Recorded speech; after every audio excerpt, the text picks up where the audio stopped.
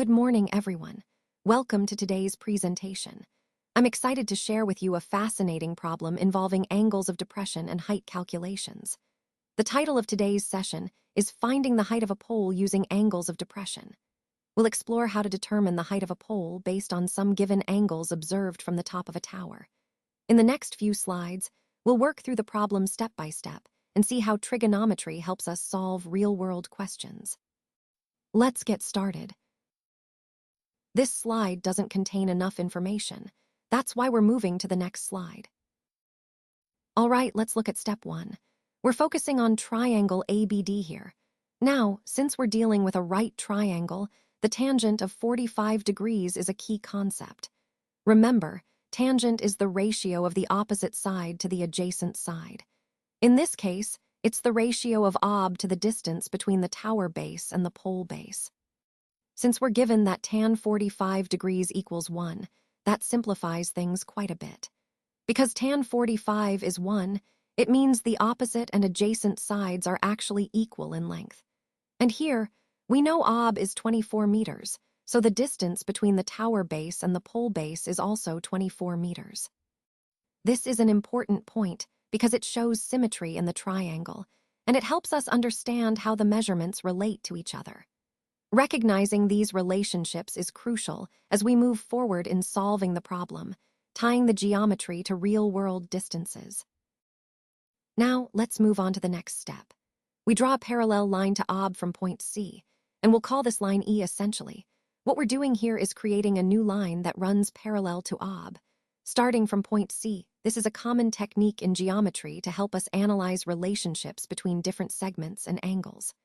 By introducing this parallel line, we can explore properties like corresponding angles or similarities that are crucial for solving the problem. Remember, this step ties into our overall theme of understanding geometric relationships and how they're interconnected. It may seem simple, but this parallel line will be key in establishing the next parts of our proof or construction.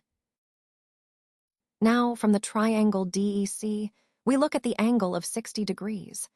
When we consider tan 60 degrees, we're essentially looking at the ratio of the opposite side to the adjacent side in this triangle. So, tan 60 degrees equals the length of DE divided by the length of EC. Next, we need to find the length of DE. To do that, we rearrange the equation to solve for DA, which gives us DE equals tan 60 degrees multiplied by EC. Since tan 60 degrees is a well-known value, it equals the square root of 3, approximately 1.732. Multiplying this value by EC, which in our case is 8 meters, we get DE equals 1.732 times 8, which results in approximately 13.856 meters. And that's how we determine the length of DE using the tangent of 60 degrees and the known value of EC. This step is crucial because it helps us understand the relationship between the sides in this triangle and allows us to move forward with our calculations. All right, now we move on to the next crucial step, putting all dimensions on drawing. This is step 3, and it's where everything starts to come together visually. The goal here is to accurately represent all the key measurements and details in your drawing. It's really important because this step ensures that everyone involved has a clear understanding of the scope and specifics of the project. When you put all dimensions on the drawing, you create a precise blueprint that guides the entire process.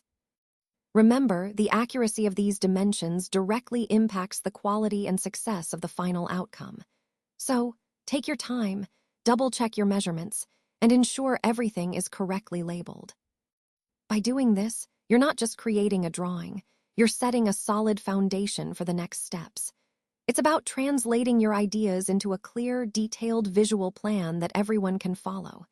That's how we keep the project on track and aligned with our initial goals.